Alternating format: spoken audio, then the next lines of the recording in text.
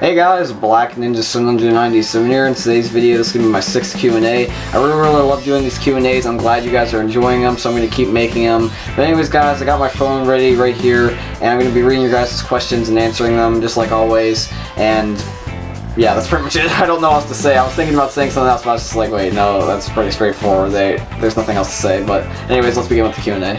So the first question is, am I a virgin? Yes. The second question is, do you even lift, bro? Yes, I do. I just haven't done it recently just because I've had a surgery and I'm not supposed to be picking up anything really heavy such as weights. So when May hits, I will be able to lift weights again, but as of right now I can't because I'm recovering from a surgery. I can pick up normal stuff like cartons of milk and my dogs, but I can't like pick up like super heavy weights like for lifting or anything, not quite yet. But next month I will be able to again. The next question is, would you like to catch your son catching his son watching a grown man scream annoyingly into his mic for getting a reskinned weapon that will be irrelevant next year, causing him to realize that supply drops aren't exactly worth the McScrew your order up McDonald's paycheck that he gets monthly on a YouTube video?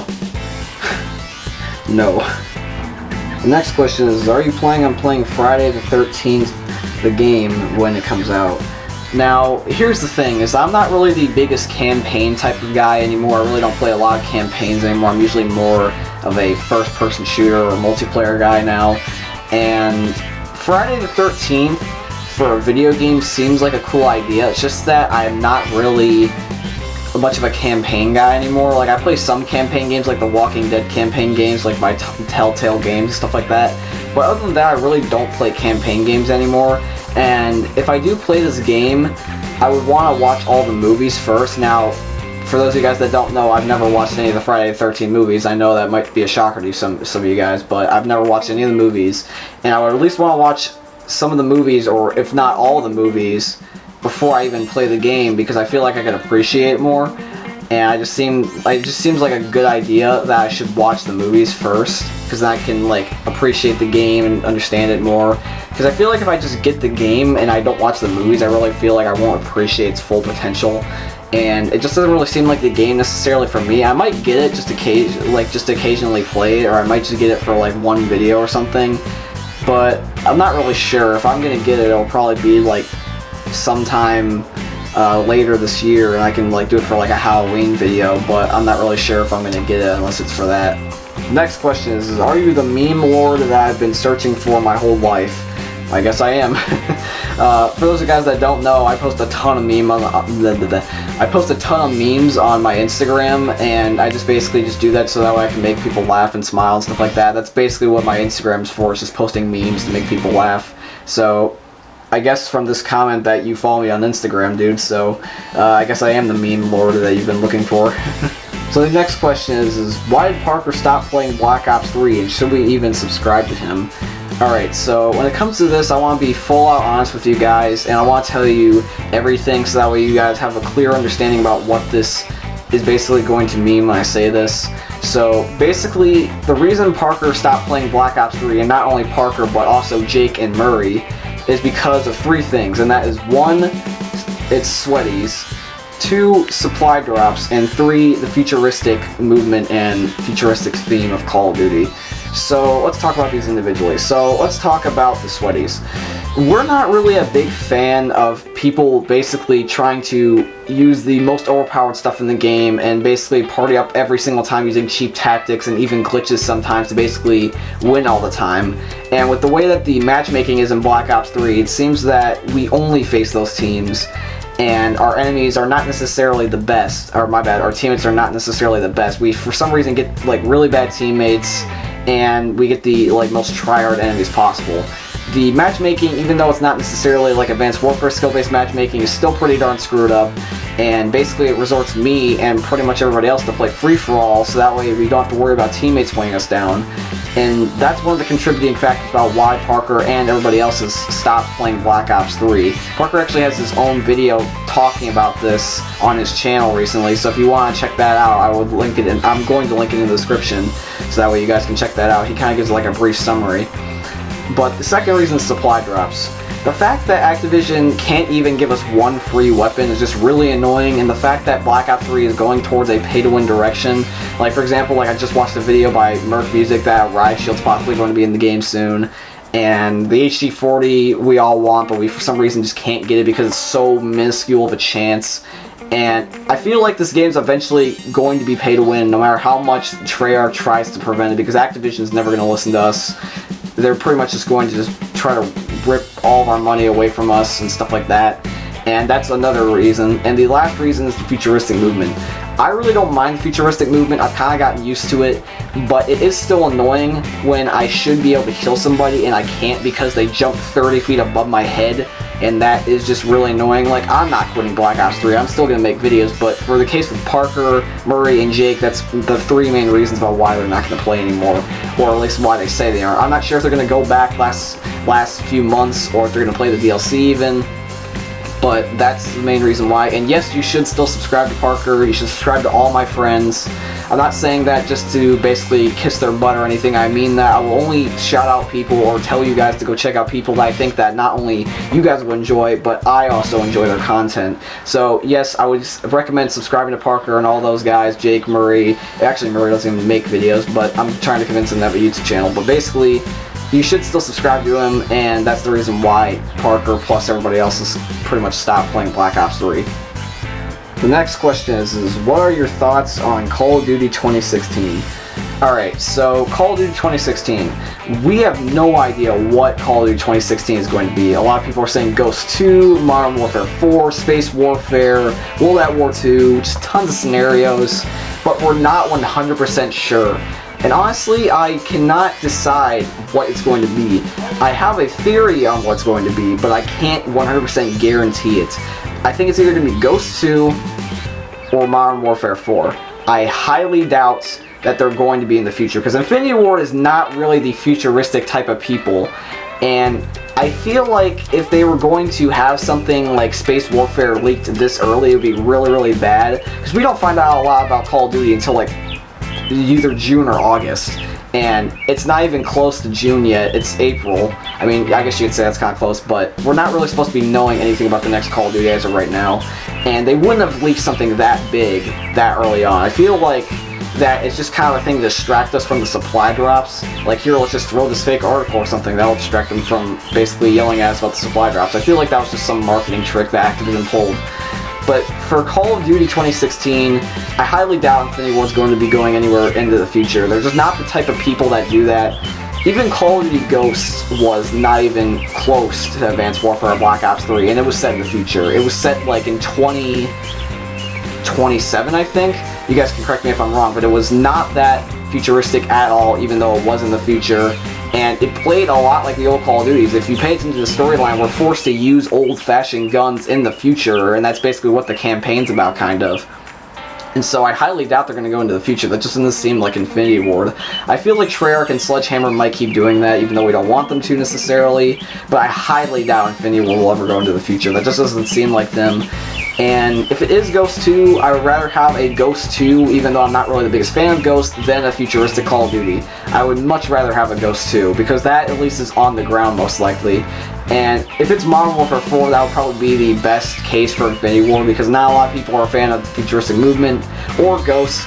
And so I feel like Modern Warfare 4, or World at War 2, or just any past Call of Duty would be a great idea. I think Modern Warfare 4 would honestly be a better idea, just because then they can kind of keep their futuristic like movement, if they not necessarily like as a movement like as an exo jump, but like the slide, or maybe even like I don't know, like a dash or something, kind of like a strafe to the side thing. The double jump is what really annoys us. I'm not really a big fan of that, but the strafing and the slide's okay.